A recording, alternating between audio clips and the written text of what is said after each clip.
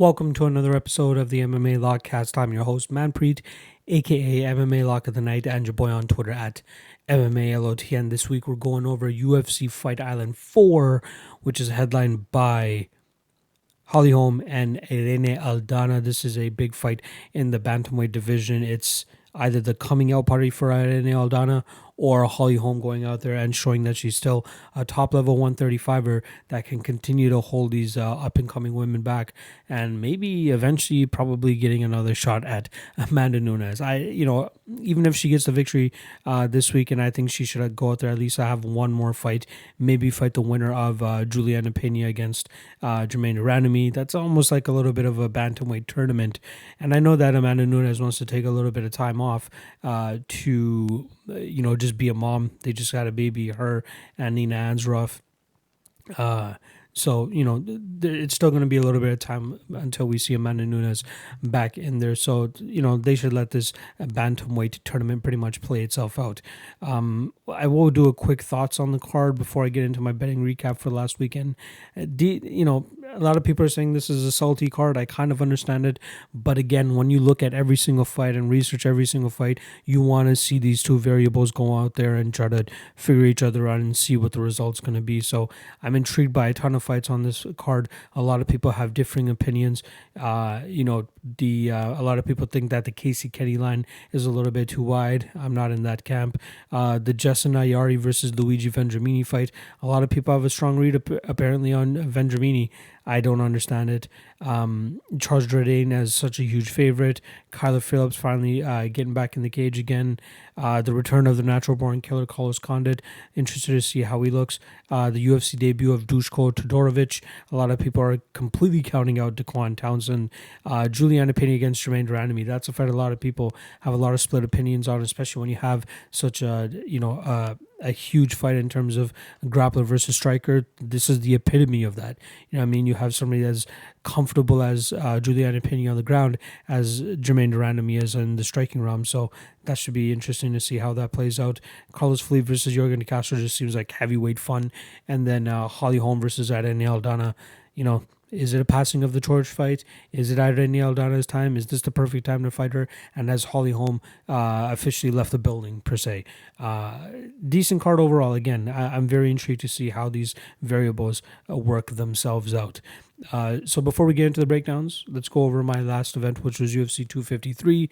Quick betting recap over there is a little bit of a losing night, minus 365. I had a nice parlay that I put together at the end of the card that saved my night in terms of just being completely down. Thank God. So let's start off with the lock of the night play. It was the first fight of the night, under 2.5 on Khadis Ibrahimov versus Danilo Marquez. And the fact that Danilo Marquez pulls out this fight just shows you how much of a shit show of a fight it was, and he even wins it via decision. Within that first minute, I kind of could tell that Ibrahimov was just off. Like, he was flat-footed. He was not throwing the bombs that I'm used to seeing him throw, especially early in a fight, especially against a guy who is like prime candidate, fits the mold of the guys that Ibrahimov was fighting before he came to the UFC. And, a lot of people are high on Ibrahimov coming into the UFC because he was able to go out there and dispose of these guys so quickly. I was expecting Danilo Marquez to fit that mold perfectly, but for some fucking reason it looked like Ibrahimov did not want to fight at all, and I thought that the under 2.5 was pertinent on the fact of him having a decent showing, or at least being berserk enough where he could get the finish, or he could overextend himself enough that Danilo Marquez would be able to pull get the choke or something like that. But either guy did not want to fight that night. Very, very unfortunate and boring fight. Cut Ibrahimov, cut Marquez. That guy had back position for so long and could not do anything with it. Very, very underwhelming performance for both guys, and a very shitty result on our end too. So we lose minus 5 units on that. We had a dog of the night play that did miss. I had 0.5 units at plus 250 on Alex De Silva, and I think he surprised a lot of people in that first round. And then he just was not able to keep up that type of pace and keep up that effort in the second and third round. And Brad Riddell really started to pull away in those second two rounds. I'm not, the most regretful of this bet. Plus 250 is still a little wide in my opinion. If anything, that showed us that fight should have been a little bit closer aligned.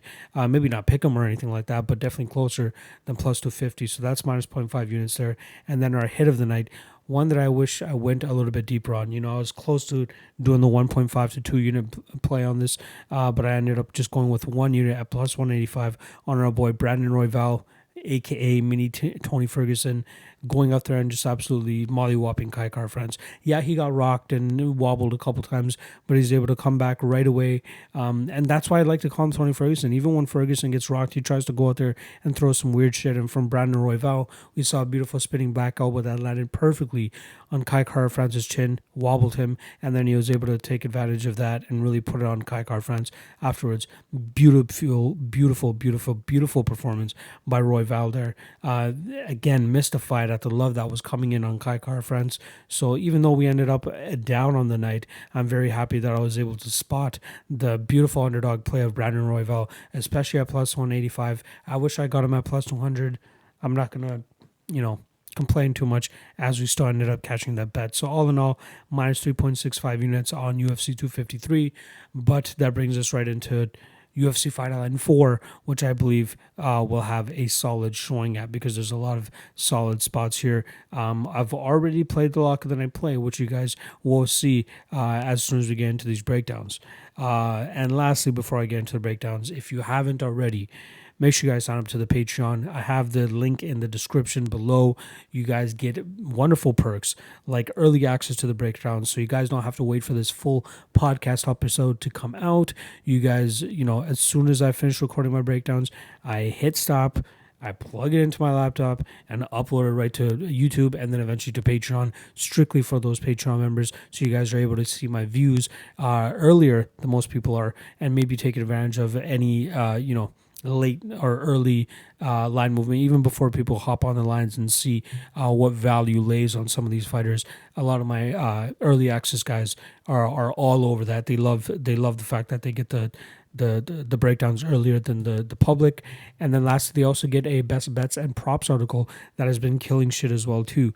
A lot of good props that I'm spotting in each fight, and a lot of people are taking advantage of them.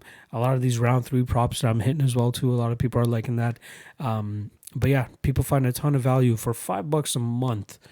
Y'all are getting a ton of value, and people are saying you're undervaluing yourself, doing it at $5 a month. I don't really give a shit. I think it's more of like a betting companion. If you go out there and lose just based on my advice, it's $5 a month that you paid me for it. But if you go out there and win it, it's just $5 you paid me for it. A month too. You're getting 4 events a month now. So for $5 a month, it's not. I think it's more than enough value. It's a betting buddy, betting companion, like I like to call it, giving you guys the best advice I can possibly give you. And for me, it's more so of building a solid foundation rather than just having a couple people paying fucking $100 a month or some shit. I'd rather amass a following of 200, 300, 400 people if possible that are willing to listen to your boy and trust your boy with my reads and my opinions, rather than a couple people. So we're over 100 people now. So I'm very, very thankful for that. If you haven't done so already, that's the best way you can support your boy at $5 a month. Patreon, again, it's in the link below. That's really all I want to plug. And the tape index, obviously, if you don't use the tape index already, make sure you guys do that. It's great for saving you time, especially if you do your own research on all of these fights yourself. We have everything that you need on one page, so you don't have to be scouring the web to look up on information or fight footage or anything for any of these upcoming fights. And then we're obviously ahead of schedule as well too. So even if you're caught up on this coming event, we got the next event and the next event and the next event. We're pretty much caught up all the way up to UFC 254. So if you want to, get a head start, but even before odds come in on stuff, we have everything on the tape index for you guys to complete your research and make an educated prediction on what you think the outcome of the fight will be. All right. I'll shut up. Once again, Patreon in the description below, whether you're watching on YouTube or listening on Spotify, Stitcher, iTunes, whatever the fuck it is. It's in the description below. Support your boy. Let's make this shit a full-time thing. I'm halfway there. Almost fucking there. And I can do this full-time and start getting these breakdowns out even earlier, and then start to provide you guys with even more betting and gambling content for MMA. So, appreciate the support as always. Hit subscribe as well if you haven't, because that's another thing. All right, let's get into the breakdowns, and I hope you guys enjoy them. Jessin Ayari versus Luigi Vendramini. We got -115 for Ayari and -105 for Vendramini. Pretty much a pick 'em. The over under 2.5, over 2.5 at -150. And yeah, this fight's a little bit tougher to break down. You know, there's not a lot of tape available on Luigi, which makes it a little bit more difficult to figure out how successful he is in getting his opponents down. You know, I mean, I feel like with him being mainly a grappler or seemingly mainly a grappler, he's got to figure out a way to get Jessin down. And that's where he would be able to implement the best game and best advantage that he has in his back pocket. But you know, going through the tape of Jessin Ayari, we have the Darren Till fight where, you know, Till got him down twice in that first round. Didn't really attempt any more takedowns for the rest of the fight. But that was, you know, that's fucking 170 Darren Till. You know what I mean? I wouldn't even be surprised if Darren Till missed weight for that fight. Let me confirm that.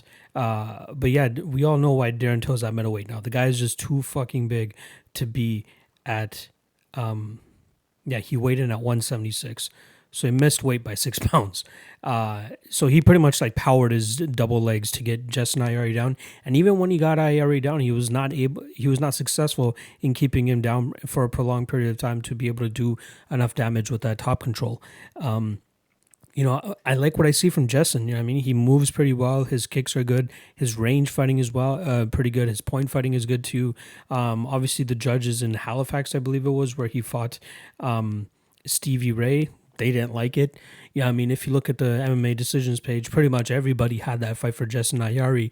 Yet we had, I think it was one judge had all 3 rounds for Stevie Ray and 2 judges had 2 rounds for Stevie Ray. I could see a little bit of, like, you're talking about forward movement with, methodical picking apart compared to just, you know, backing up, landing a couple good shots and then getting back out.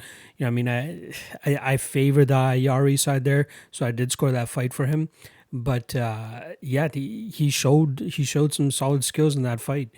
With Luigi, there's just not enough out there. I'm not sure how you can possibly make an educated guess and go out there and bet this fight. You know what I mean? Like, if anything, you'd bet the Ayari side, especially with the line being as close as it is.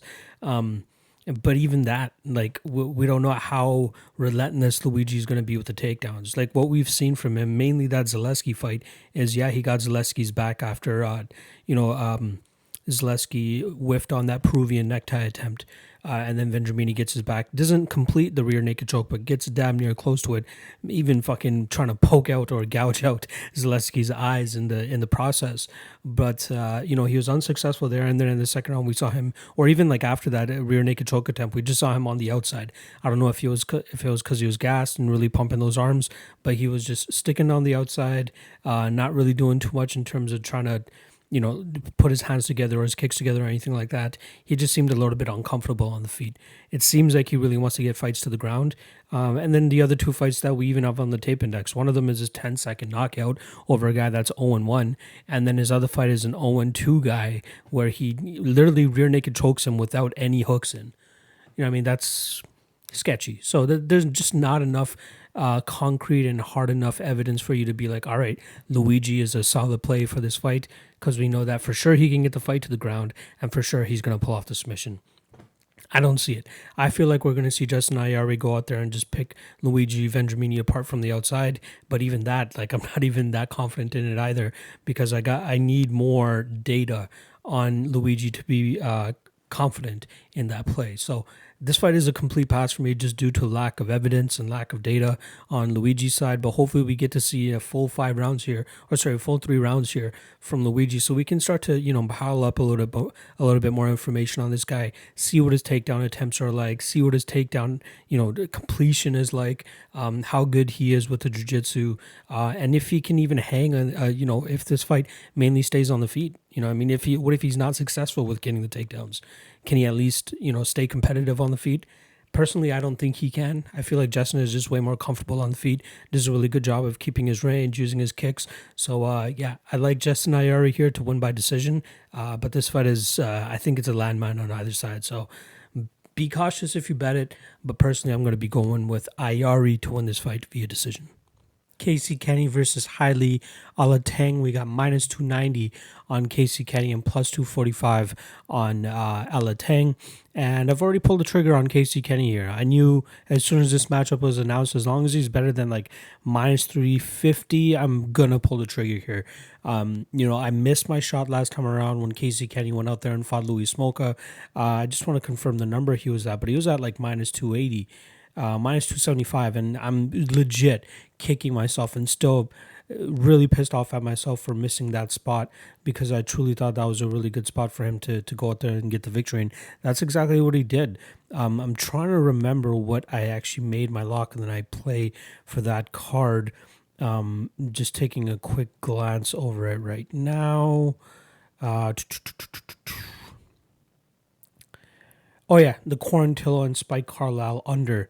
Man, that fight had so many opportunities to finish too. So I'm very bummed that I missed out on that one. But here, I'm not fucking around. You know, I mean, minus 281 is what I eventually ended up pulling the trigger at on Casey Kenney at 5 units. The guy's a shoe in to win here. So let's try to break down a little bit as to why I believe that. So let's start off with Casey Kenney himself, 14-2-1, coming off a victory over Louis Smolka, but before that lost to Merab Dvalishvili. But coming into the UFC, he was riding a 6 fight winning streak. Before that, he did lose a split decision to Adam Antolin on the Contender Series. But, since that fight, he's managed to get a 5-round victory over Brandon Royval, who we just saw this past weekend had a spectacular victory over Kai Car-France. He beat Ray Borg. He beat Manny Bermudez, who's a wizard when it comes to the jiu-jitsu realm, and not to mention just a wizard. The guy looked like he was 2 weight classes above him, and he even missed weight pretty bad that fight too. But Casey Kenney still went out there and did the fucking thing. Merab Dvalishvili, we know he's an outlier when it comes to these situations. You know, solid wrestling mixed with solid jiu-jitsu, and unhuman-like cardio. It's going to be tough for anybody to beat Merab Dvalishvili. So, not too mad at that loss there for Casey Kenney. And then obviously he comes back and beats Louis Smolka with a 1-arm guillotine 3 minutes into that first round. We know what the kid's all about. Like, we saw it in the Ray Borg fight, and we see it even more in that Brandon Royval fight. The kid is a great grappler. He's a great wrestler who had he had a bunch of state championships in high school. He went to college but dropped out in his sophomore year to pursue pro MMA for, professionally, I should say, as redundant as that sounds. But the kid has a ton of talent. He realized it at an early age, and he moved over down to the MMA lab in Phoenix and was able to, I believe it was Phoenix or Tucson. I might be getting my season mixed up. Regardless, somewhere in Arizona. He moved down there and started getting the work in with these professional MMA fighters. John Crouch is a big, believer in him as well too. The kid is good, man. The kid, he scrambles very well too, and I believe that's going to be the deciding factor here in this fight against Heili Alateng. Casey Kenney, I got to put him up there with Ray Borg, just as we saw how competitive he was. Brandon Royval, who's a great scrambler himself too, but you throw Casey Kenney in there with another primary grappler, or even somebody with decent striking but not that good grappling, I'm taking Casey Kenney all the fucking way. Even in the Louis Smolka fight, we know Smolka's his advantage or his strength is the grappling and submission game, but he got absolutely handled by Casey Kenney in that fight. So Heili Alateng, on the other hand, Chinese wrestling team, I think freestyle wrestling or something like that. He was second in the nation, he has high credentials when it comes to wrestling, but having high credentials when it comes to wrestling mixed in with actual MMA wrestling and MMA grappling and mixed in the jiu-jitsu, it's a totally different realm. And we see that in a couple of his early fights, even before the UFC work. He does have trouble with, keeping top position when he does get guys down. He has gotten taken down himself too. That's something that people need to realize. He has managed to do a solid amount of work with the striking in his UFC run. To go out there and kind of outstrike Dana Batgarel was a very positive note for him. The Ryan Benoit fight, he was kind of lighting him up there too. But this is the first time he's fighting somebody with the grappling acumen and this experience and everything that Casey Kenney brings to the cage. This is the first time that Heili is going to be fighting somebody like him. And I think it's going to be a little bit of a rude awakening for him. I think he's going to, struggle with the scrambles. He's going to struggle when the fight really gets tough in those grappling exchanges. And I think that's where Casey Kenney will really come out on top. Kenney's striking is not that bad either. I'd say it's kind of even. Heili Alateng has some power behind his shots too, but I think it's truly going to come down to the grappling game, which is where I truly believe that this fight will be contested for the most part.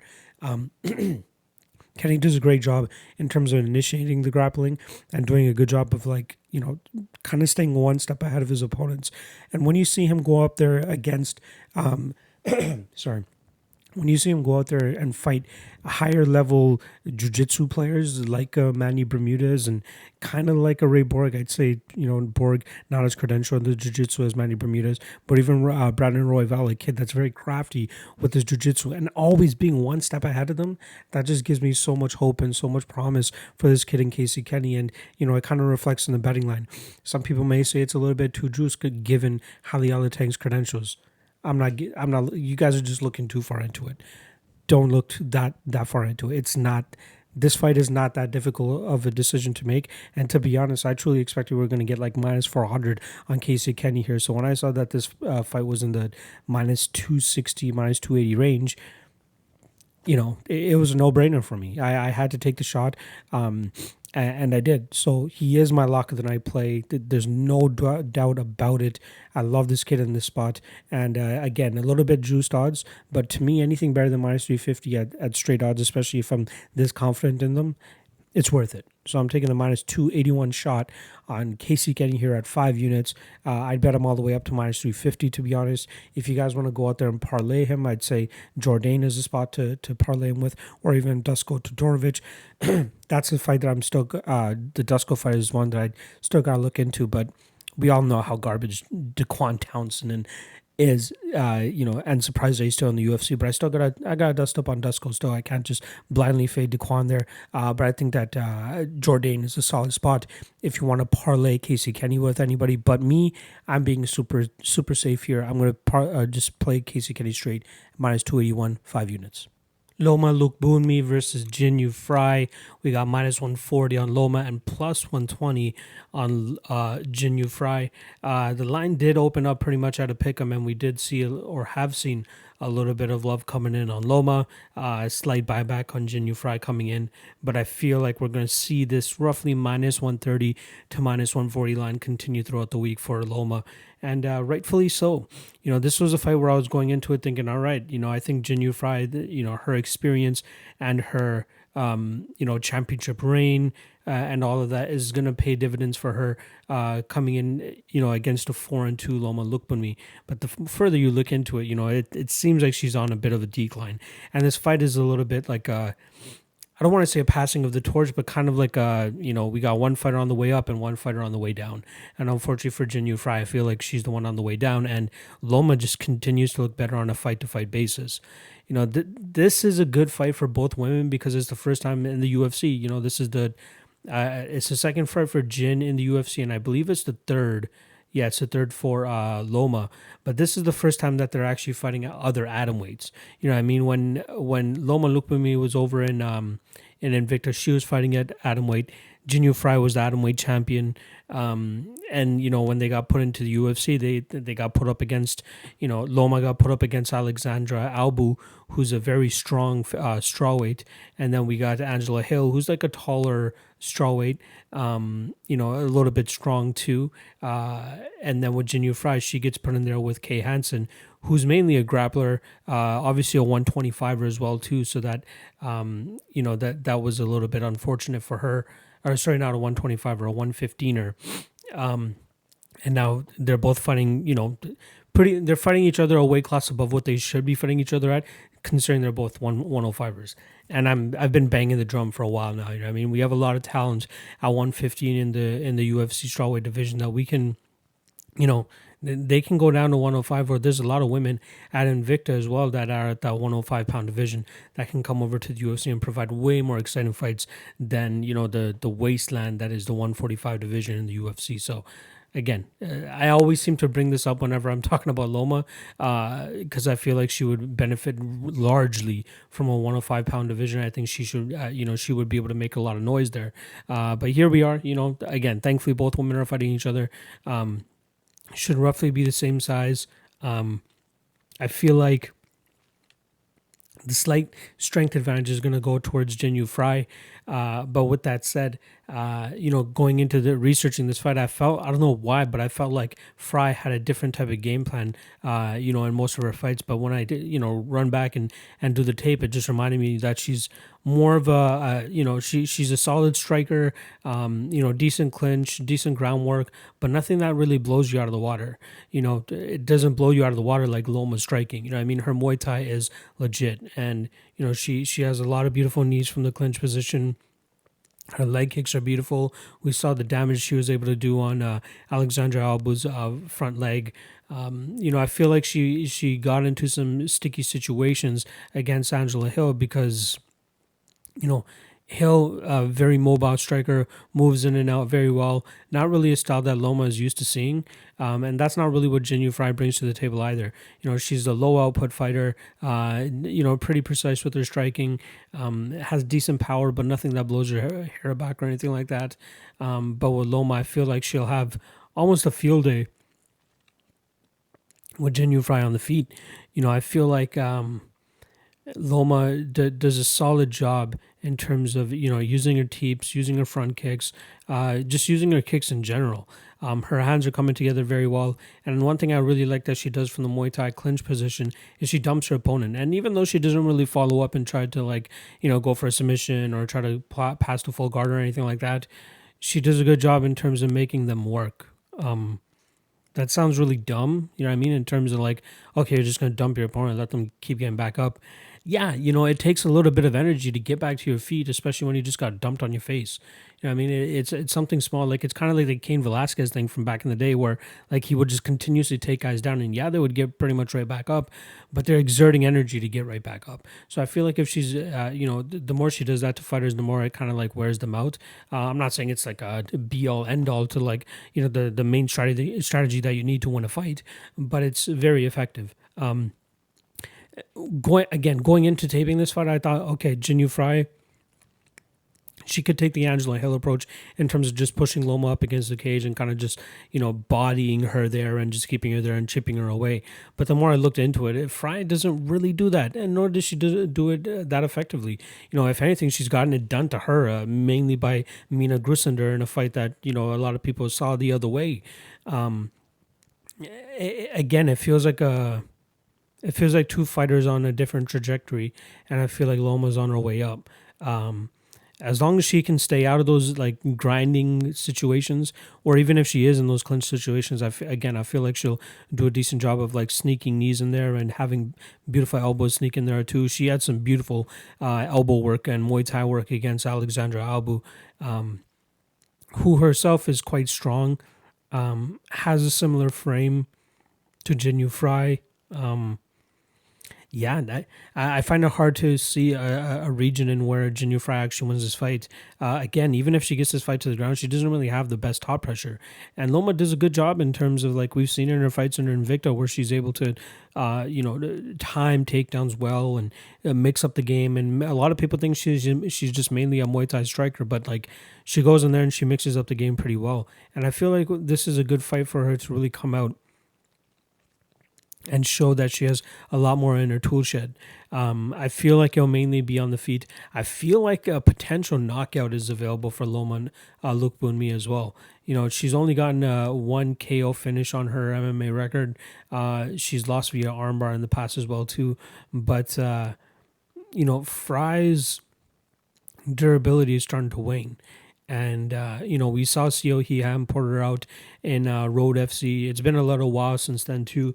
but this is like a legit striker that she's fighting at this point in time, and I feel like Loma's going to be able to find that chin. She'll open it up with a couple of kicks, but I feel like eventually she could find the chin. So I think after a solid like 10 minutes of work, or a solid 2 rounds of work, we could see Loma really open it up and start to like land strikes to the head and maybe put Jinh Frey down and follow up with some ground and pound or something like that. But I really like Loma here. I'm surprised. Obviously the line is moving towards her -140, or sorry, -140. I don't mind that line. I'll have to see how I feel when I finish taping this entire card and seeing if I want to play a little bit on that. But yeah, I do like Loma here. The sprinkle on her to win by TKO at +750 is not that bad of a line either. So that's something I'd probably look into. But I do like Loma to win this fight via 3rd round TKO. Jordan Williams versus Nassourdine Imavov. We got -140 on Jordan Williams and +120 on Imavov. Most of us will remember Jordan Williams from his most recent stint on the Contender Series, where he went out there and finished Gregory Rodriguez 2 minutes into that fight. That was the fight where he was actually the underdog. A lot of people thought that Gregory would be very successful in terms of getting this fight to the ground and pulling off a submission. However, we just did not see that. We saw Jordan Williams go out there with a chip on his shoulder. This was his 3rd time fighting for the Contender Series. The first time he got a ground and pound finish in the 3rd round against Tim Karen, and then that fight was overturned to a no contest due to a positive marijuana test. Yeah, I mean, even in 2018, they're doing this shit. Even in 2020, they're doing that shit. So, unfortunate from there. And, Dana also looked unimpressed with his performance, which is kind of surprising to me. Like, he went out there and beat this guy pillar to post. Like, he beat him pretty much that entire fight, and he even finished him late in that fight too. So even though he took this fight to the ground, I'm not understanding why Dana was so pissed off at him. Like, it's a part of the game. It's fucking MMA. You know what I mean? He goes out there, takes the guy, and dominates him on the ground, even if it is considered playing it safe a little bit. Yeah, motherfucker, I'm going to play it safe, especially if I see a path to victory to get the victory of this fight on the ground. And he did. He got the finish, and that's what should have mattered at the end of the day. So he gets passed up there, goes over to fight in Bellator once, and then comes back over to the Contender Series, loses a very, very close fight to Ramazan Karamagomedov. Very, very close fight. That was a fun fight too. And then obviously in the Gregory Rodriguez fight, we see him go out there and just get the quick finish. I feel like what I've seen from Jordan Williams showcases a way more well-rounded fighter than what I've seen from Imavov. But that may be in part to the fact that we don't have as much tape on Imavov available. Yeah, I mean, we have that Bravo choke fight, but we only have like 30 seconds of that before he got the tap.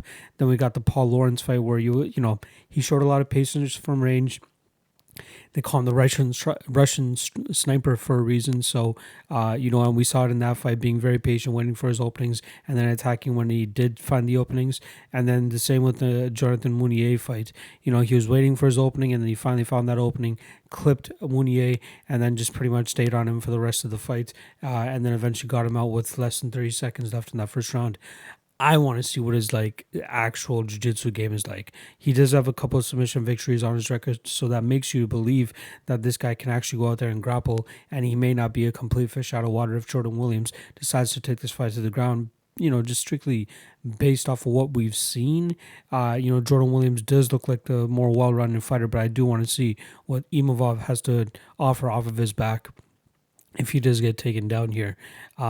Just like the Vendramini and Ayari fight, this fight is a little bit of a stay away for me, strictly due to the lack of evidence and data that we actually have on Imavov. So now that he's in the UFC, hopefully he can build a little bit more of a catalog of data and some fights, and hopefully maybe even this goes 15 rounds so we can see a little bit more of his skill set. But there's too many question marks from the Imavov side to make me even confident on Jordan Williams. So this fight is a little bit of a stay away fight for me, but you guys come to me for predictions, and what I've seen on tape thus far, Jordan Williams justifiably is the underdog, or sorry, is the favorite and deserves to be the favorite. And I feel like he has a more well-rounded game, at least what we've seen on footage. So I'm gonna go with Jordan Williams to win this fight via decision. And yeah, it should be an entertaining fight as it plays out. But I'm interested to see more of Nassourdine Imavov. But as of right now, I'm going to be leaning Jordan Williams. Charles Jourdain versus Joshua Culibao. We got minus 440 on Jourdain and plus 350 on Josh Culibao. Let's start off with Air Jourdain. You know, I mean, this kid burst onto the scene with a surprising victory over he did come into the UFC with a loss to Desiree. Then he goes out there and finishes Duho Choi in that second round, and then in the third round loses a split decision to Andre Fili in a fight that even he realized that one judge that scored it for him was probably on some fucking crack or something. But the kid's impressive. You know what I mean? He has flashy striking, solid movement, decent jiu-jitsu. But with that said, his takedown defense is a little bit non-existent, and that's a little bit concerning if you have that big of a flaw in your game. You know, Culibao, not as many fights as Jourdain, has been around the scene a little bit, but just doesn't have the type of experience that's required, in my opinion, to really truly be UFC level. There is a guy on his record that he had to fight it with against, I believe the guy's name was, Rodolfo Marquez. The guy was 25-10-1 going into that fight with Culibao, and we don't have much data to work with there. You know, Culibao finishes him in the fourth round, but we have no idea what those first three rounds look like. On the tape index, all we have is a KO the highlight of the KO, lands the beautiful, like it literally just starts with him landing the head kick and then following up with punches. But I really truly wanted to have known what those first three rounds look like. Did he go out there and just get mollywopped and just had so much heart that he was able to survive it, and then just finally gets that finish in the last round because Rodolfo just blew his gas tank trying to finish him in those first three? Or did Culibao actually have a legitimate game plan where he was going out there and picking him apart and keeping this fight competitive? Nobody fucking knows. The only tape we really have on him is against guys that are of mediocre skill level. The Josh Payne fight, the guy's 8-8 going into that fight. You know what I mean? And Culibao does a solid job of staying active enough on the feet and then eventually finishing him via punches.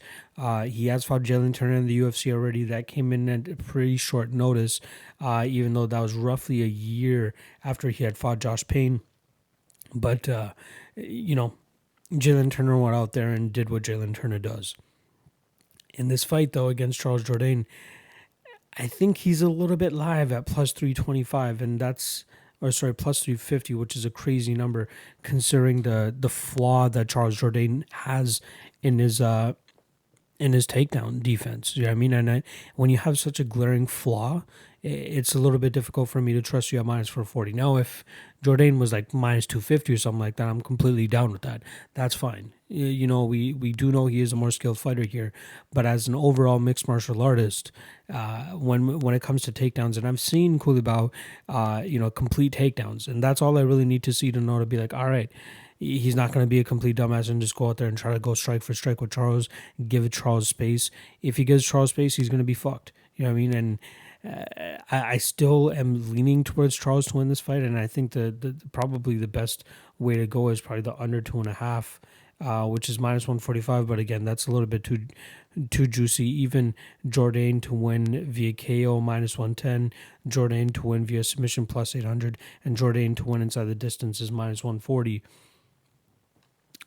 I don't know. I can't trust my boy at that. And I want to. You know what I mean? The guy's Canadian. And the guy loves poutine. The guy's a solid, representation of what Canada represents. But I got to see those flaws shored up a little bit before I can be 100% confident in him, and even, minus 440 confident in this guy. So, I love Jourdain. He has a ton of potential, still very young, solid training partner with his brother. Obviously gets a lot of different looks over there in Montreal. But yeah, it's tough for me to trust him at minus 440 at this point in time. So I still will go with Jourdain to win this fight via TKO.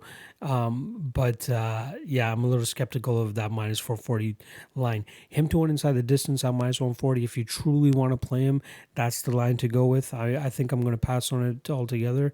But that's the line that you would have to play if you want to play Jourdain. I just can't trust him to even parlay him at minus 440. Like a lot of people can go out there and be like him and Phillips parlay is probably the way to go.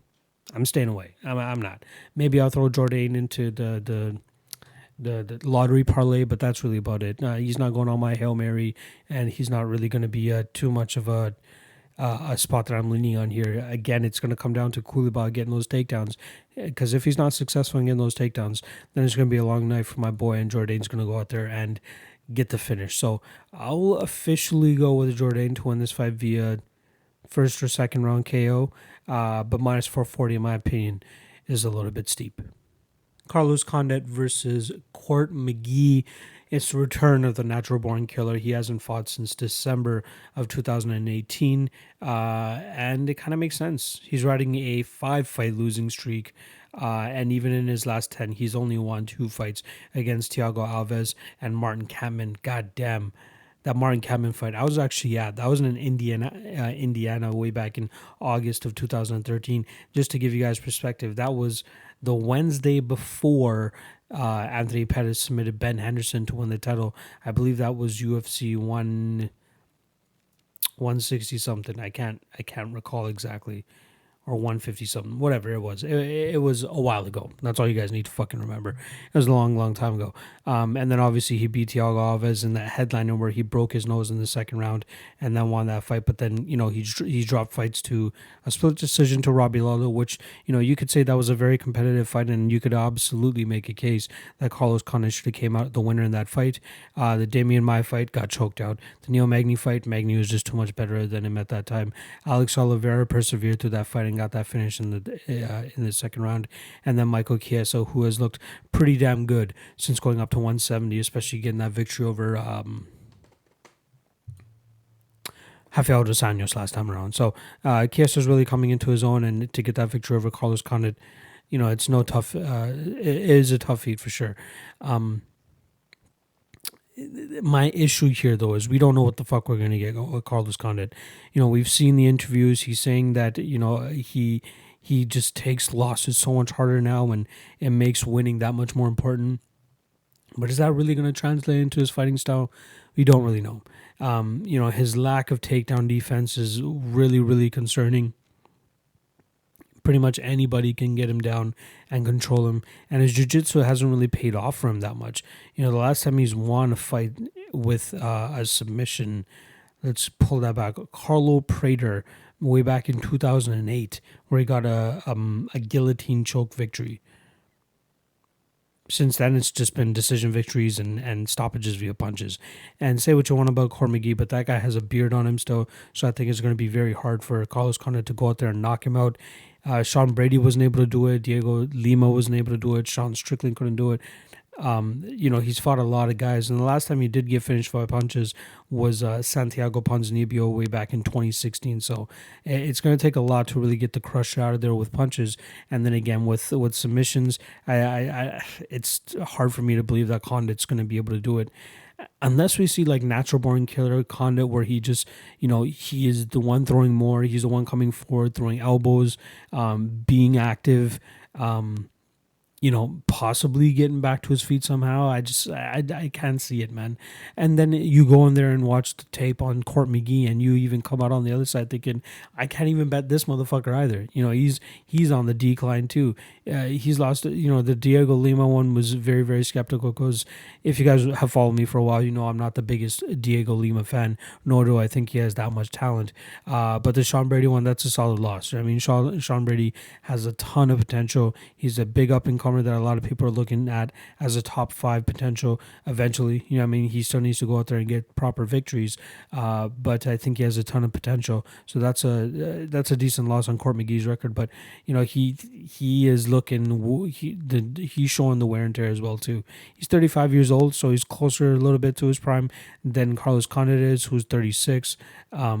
but still, like there's just far too many questions for this fight. Regardless, I don't even know what the fuck I can say in regards to who I believe is going to come out on top in terms of like anything from this fight to play. Maybe the over 2.5, but even at minus 250, I don't think that there's much value there. You know, yeah. It all depends on what kind of Carlos Condit we get. But the one Carlos Condit we always get is the one that has no takedown defense. So if Court McGee wants to go out there and spam takedowns and just control Condit from on top, he could absolutely do that. You have to give Condit something in terms of his like TKO durability. He doesn't get TKO'd the easiest. He has gotten submitted a couple times, but it's been a long time since we've seen Court McGee actually submit anybody either. So when was the last time we saw him submit somebody? Arm triangle choke from against Ryan Jensen way back in October of 2010. I was at that fight, UFC 121, Lesnar versus Velasquez. Yeah, it's been a long time since we've seen either of these guys complete a submission. So I think the over 2.5 is definitely in the spot here if you want to bet this at all. But again, minus 250 is a little bit wide.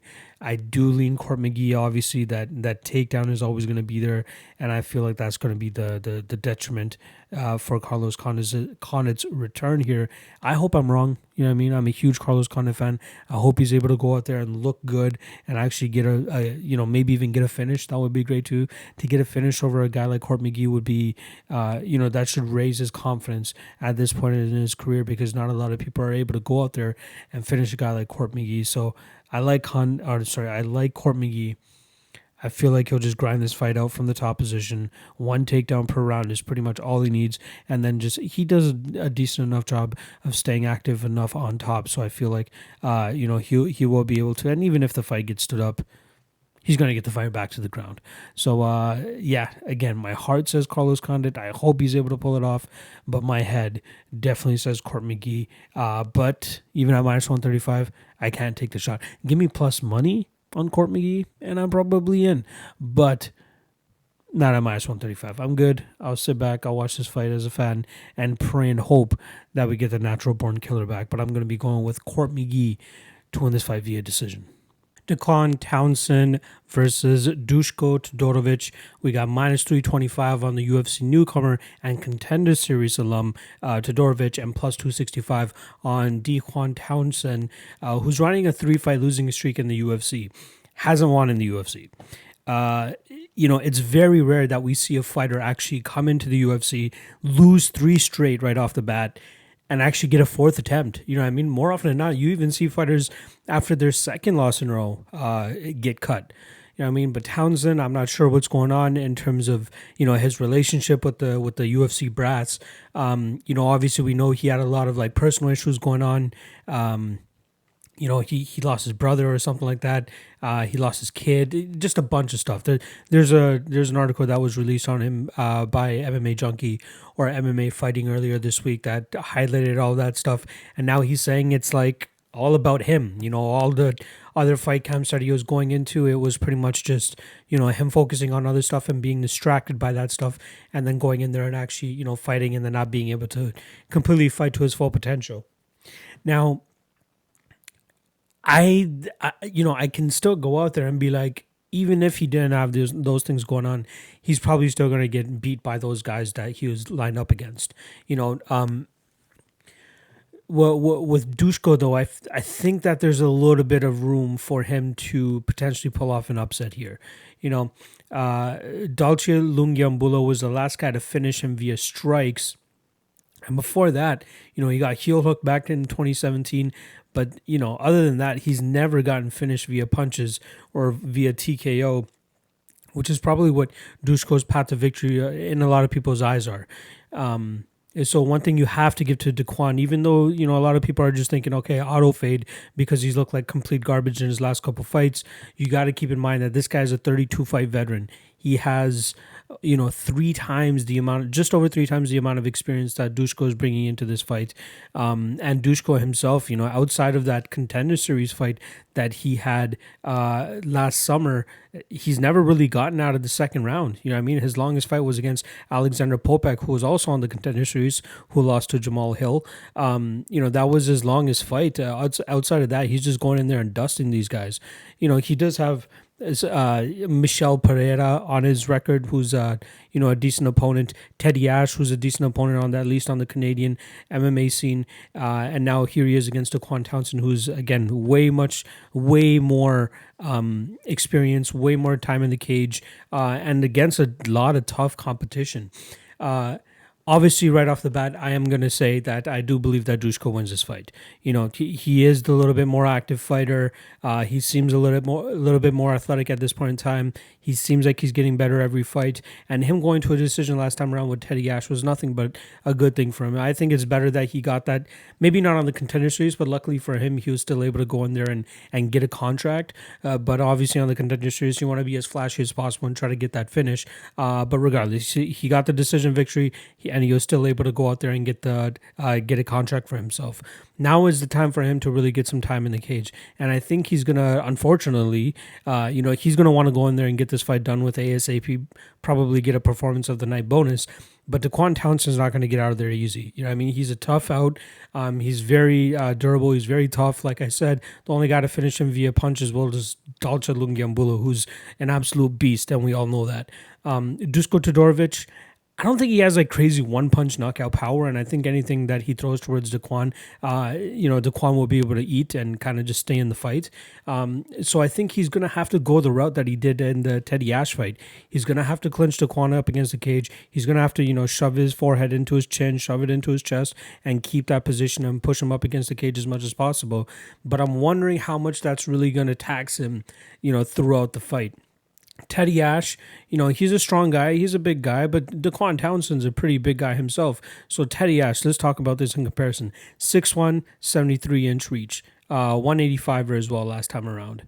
Dequan Townsend, where is he? Has fought at 205 a couple times. He's 6'3" with a 79-inch reach. So that's going to be a little bit more... that's going to be a little bit more mass that Dusko is going to have to deal with. That could be a little bit of an issue here for him. And, say what you want about, he did win that third round. I won't give that away from him, but he did look a little bit gassed. And obviously, it was a high-paced fight in terms of him dishing out the damage to Teddy Ash and trying to, take away the victory in that fight. But, Dequan Townsend, he has those like lulls and then he has those explosions.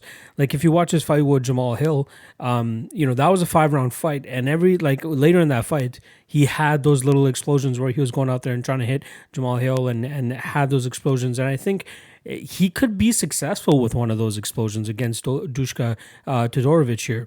Again, Todorovic being as green as he is, I still think he has some improving to do. I think he's a good talent, but minus 325 for a UFC newcomer, fighting a veteran like Dequan Townsend, and again, say what you want about him not getting any victories in the UFC and possibly being the worst fighter on the roster currently, outside of Nadia Kasim.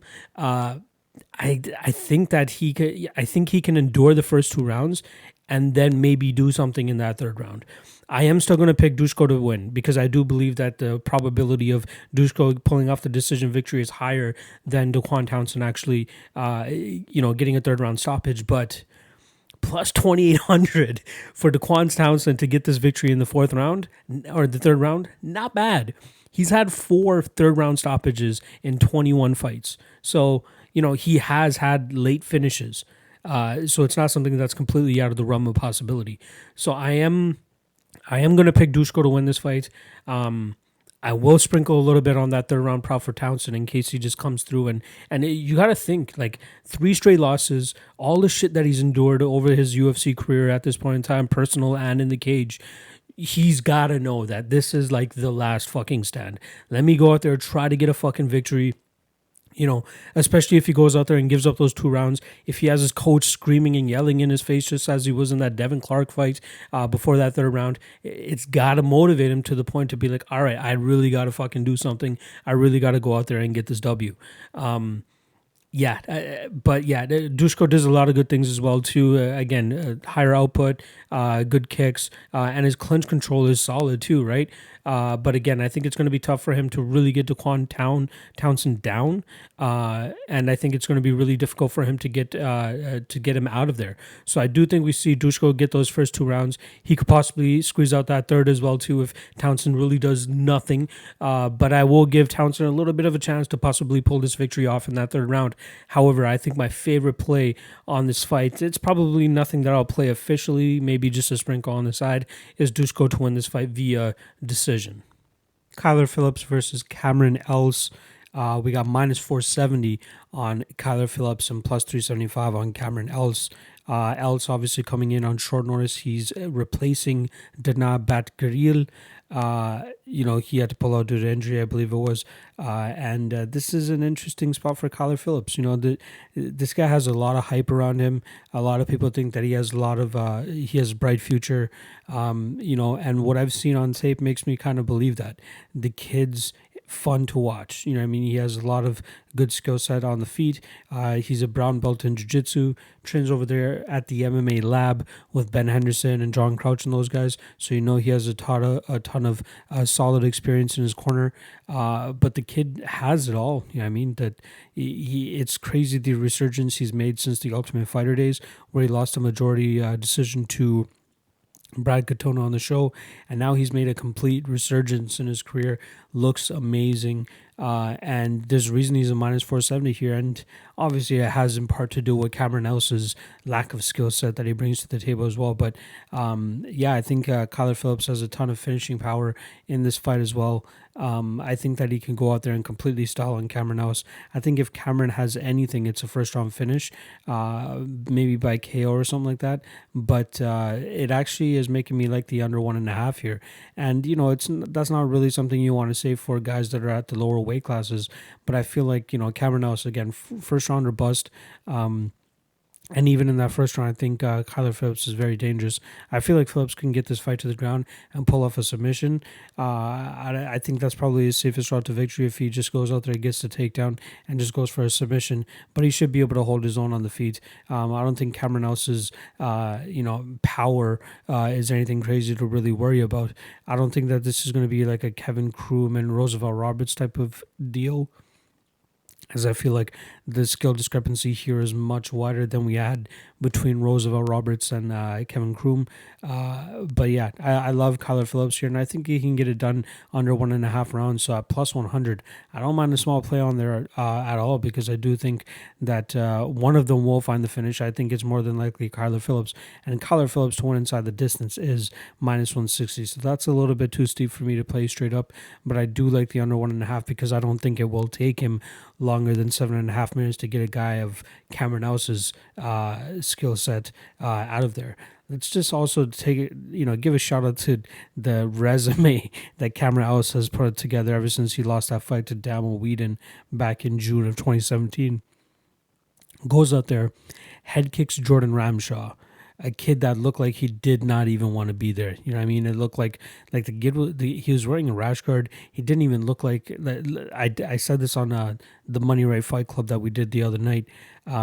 It looked like this guy's mom just pushed him into the cage and be like, all right, hon, get us dinner for tonight. Go win $50 for us. Even if you lose, you'll still go out there and get a paycheck of $50 and we can have some dinner.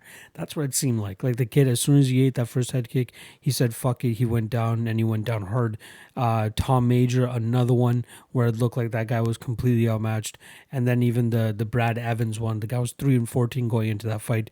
Looked like a very poor man's Brian Kelleher, and Cameron Else got him out there pretty quickly, so that was impressive. But I think Kyler Phillips has all the chops to go out there and finish Cameron Else within 7.5 minutes. I think it will come via via choke. I think that he'll be able to get him down with relative ease, and then work his brown belt in jiu-jitsu, and then hopefully get a rear naked choke within that first round. But I think that first round should be some shit. But Kyler Phillips has all the skills in the world to really take control of the potential chaos that Cameron Else is going to bring to that fight, and then pull off a submission victory in that first round. So I'm going to be going with Kyler Phillips to win this fight in the first round via submission. Germaine Randamie versus Julianna Pena. We got -135 on GDR and +115 on the Venezuelan Vixen.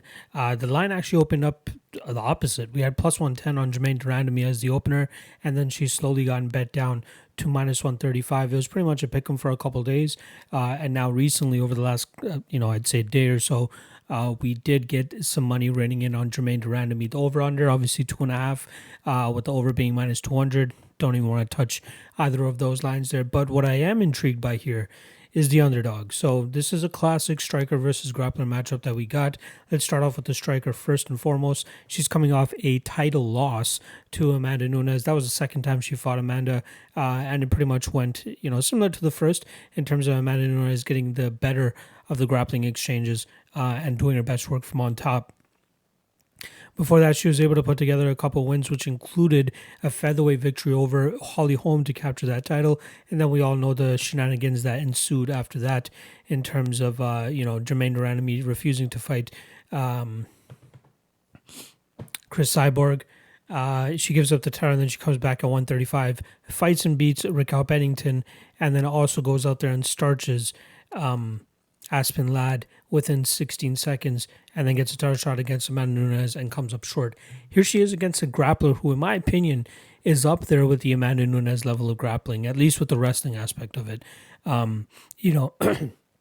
Aspen Ladd could have been one of the fighters there to, shed some light on where the grappling of Germaine Randamie actually is. We did see Holm have some success in terms of holding Germaine Randamie up against the cage for not a significant part, but a good part of that fight. There was plenty of times where we've seen Germaine Randamie kind of looking up at the referee to be like, hey, let's get it moving. Let's, break us apart. That just kind of shows us fighters that, if they get frustrated in those situations, they just don't know how to get out of those situations. And yeah, we have seen her actually get out of those situations, even in the Raquel Pennington fight. But to see them lose hope so quickly in their abilities to not get off the cage is very concerning. One other thing I do want to shed some light on in terms of differences of, Holm, Raquel Pennington, and then Amanda Nunes and Julianna Pena, is I believe that the way they go for takedowns or the type of takedowns that they shoot, Nunes and Pena are going to be a lot more successful than a girl or women like Holm and Raquel Pennington.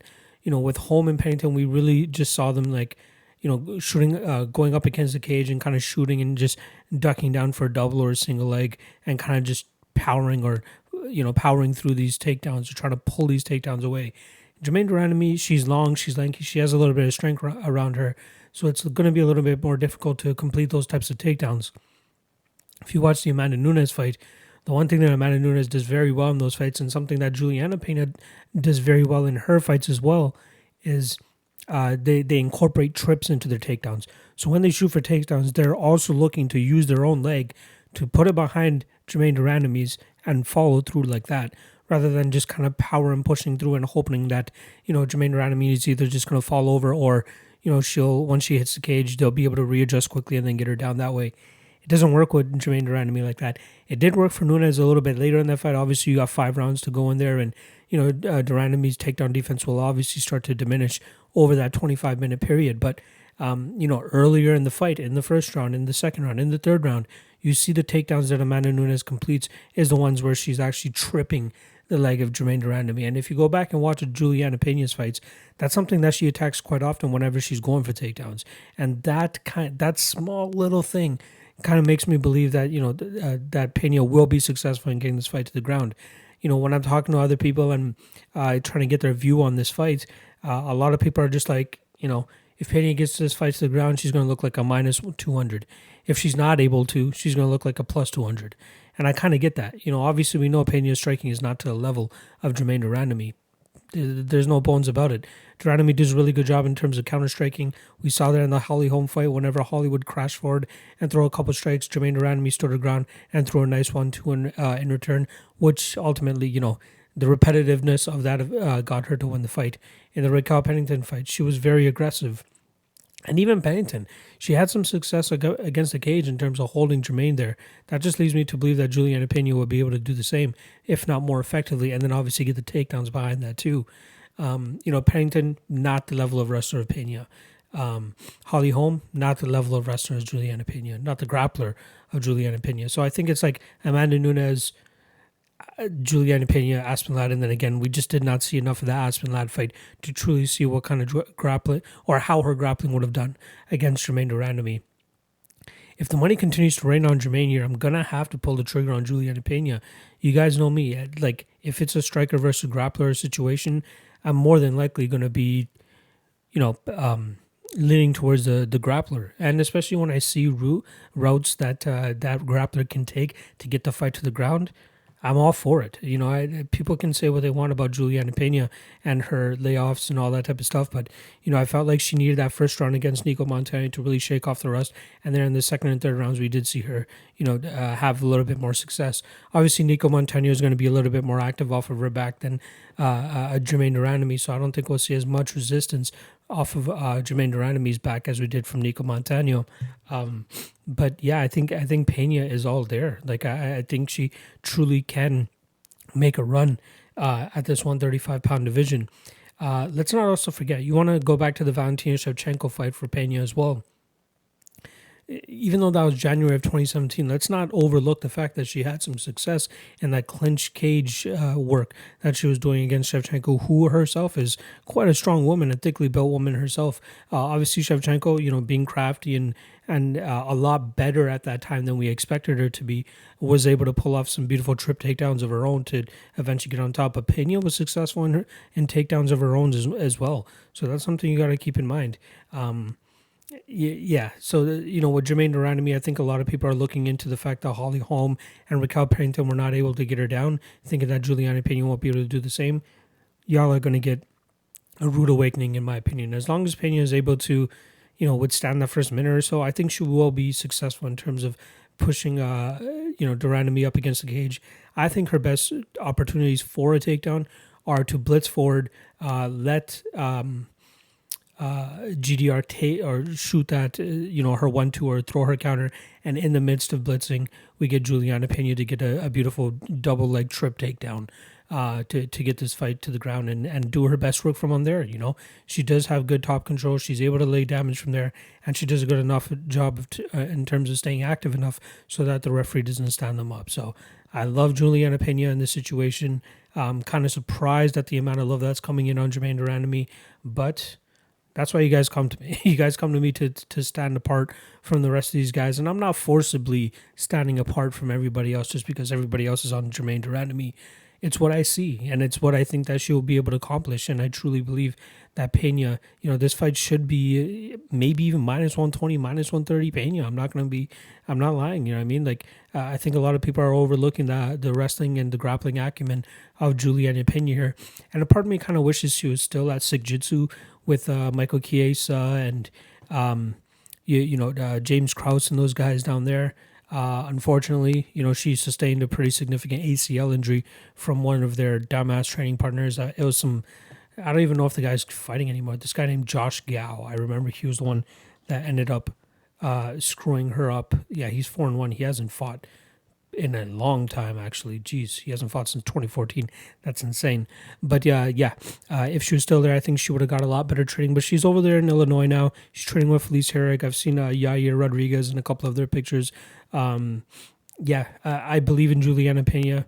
If she comes into this fight, close to 100%, she should be able to secure those takedowns and pretty much ride out GDR on top. So I'm going to go with Julianna Pena to win this fight via decision and pull off the upset. And I truly think she's worth the bet, especially at that plus money.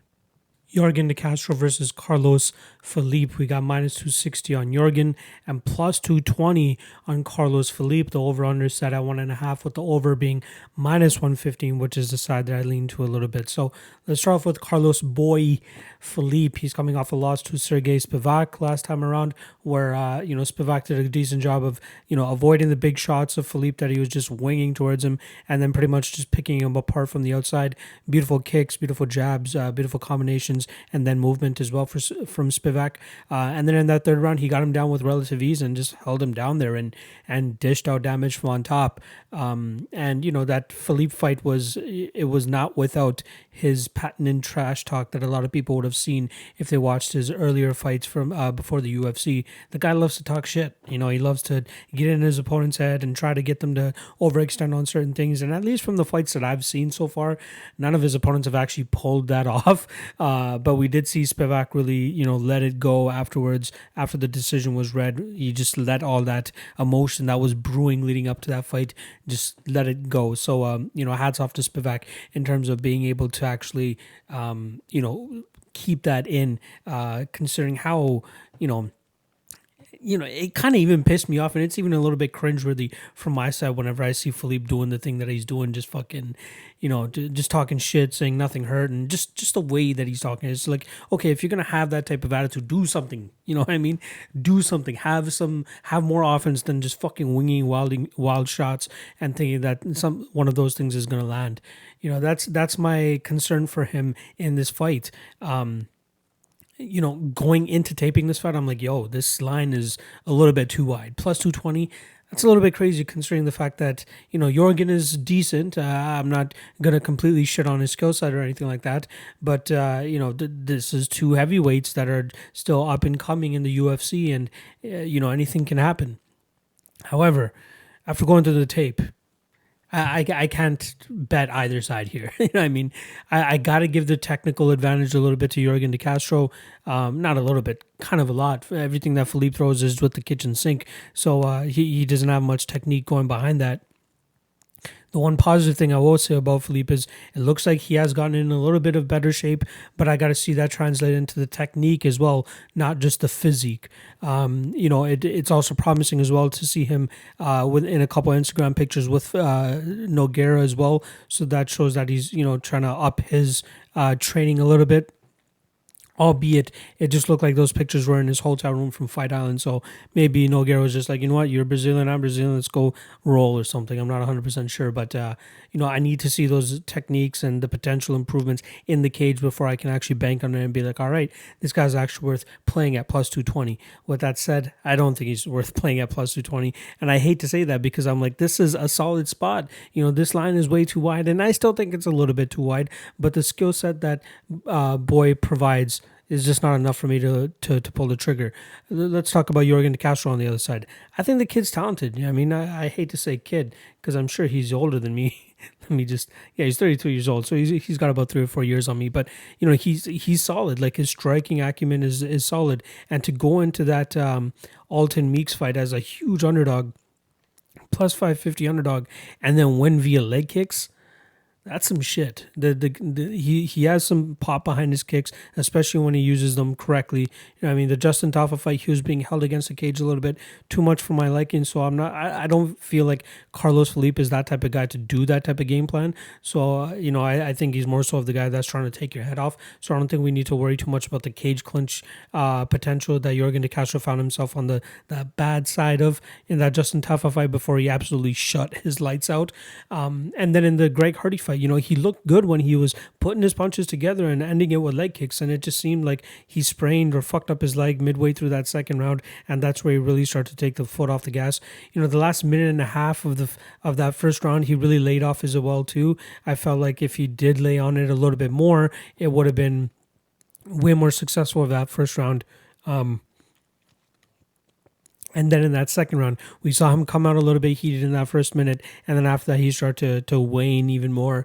And then even in that third round, went for it in that first minute and then started to wane a little bit more and let the output of Greg Hardy get to him.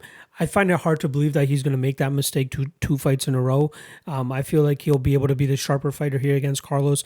I don't think he'll be intimidated by Carlos, especially with all the trash talking and the bouncing around and all the movement that Felipe does. He moves a lot for a heavyweight, which is interesting, but he doesn't do much with it. He wings these shots from like fucking way back and just throws them in hopes that one of them will land. I feel like Jorgen is, polished enough to be able to evade the biggest shots that would put him out and then come back with counters of his own. And I truly believe, like, as long as he centers his game plan around leg kicks, which is what he's done for his last several fights, he should be able to slow down Felipe here and make it a little bit easier of a fight. Go to the body a little bit more. He's going to be giving up some size here too. So I feel like if he's able to do that, he should be successful. I feel like Jorgen could get it done in the third round, especially. So if he's able to put his punches together, really work that front leg, he will get the stoppage in the third round. So I'm going to be going with Jorgen de Castro to win this fight via third round after putting on a striking clinic for the first 10 to 12-ish minutes. Time for the main event. We got Holm versus Ayari Aldana. We got minus 125 on Holm and plus 105 on the oncoming Ayari Aldana. We got the over-under at 4.5, minus 225 obviously for the over. So let's start off with Ayari Aldana, who's coming off the biggest win of her career against Ketlen Vieira. That tops a 2-fight winning streak for her. Before that, she went out there and just absolutely pieced up, pretty much everyone's punching bag in Vanessa Mello. And then she goes out there and knocks out Ketlen Vieira in a very, very impressive fight. That fight was pretty much like 50-50 leading up to that knockout.